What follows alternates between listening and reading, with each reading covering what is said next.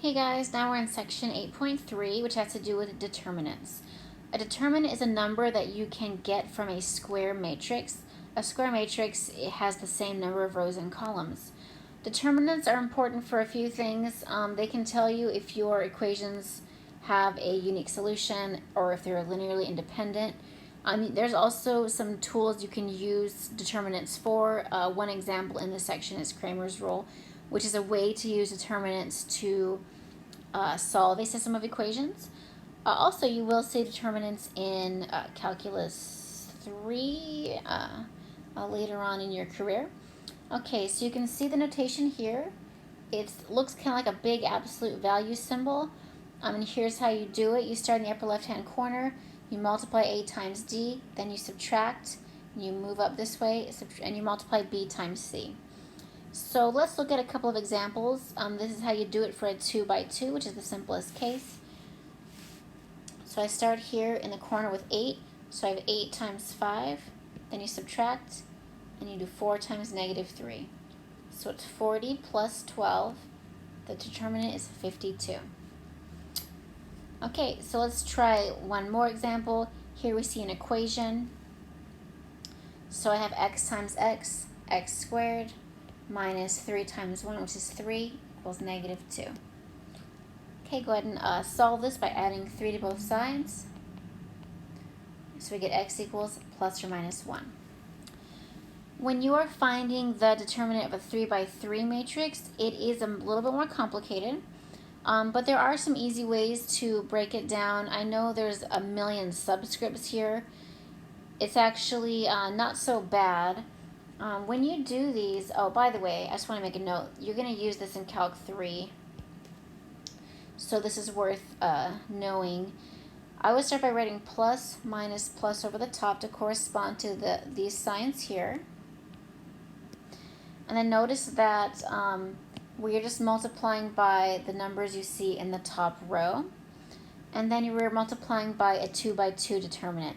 So that determinant corresponds to everything that's not in the row or column of the number multiplied in the front. Okay, so let's kind of work through this with an example. So I'm going to start by writing plus, minus, plus here.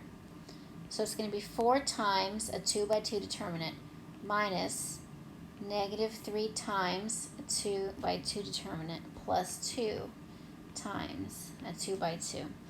So how you determine what goes in there is all the 4 cells that are not in the same row or column of the number in front of it. If I was in front of you, I could use my thumb and cover things up for you, but since we're not together, I will do my best on the iPad. So let's start with the 4. So I'm looking here. So I'm going to cross off everything in that row or column. What is left would be 5, 3, negative 1, 4. So that's what goes in that 2 by 2 determinant. Okay, so we move on to the next one. So let me go ahead and erase what I wrote here. Now we're looking at the 3. So let me box that. So I cross off everything in that row that share a row or column with a negative 3. So what I'm left with is 7, 2, negative 1, 4. Okay, and then lastly, we go to the last one, which is the 2. So I'm going to box the 2.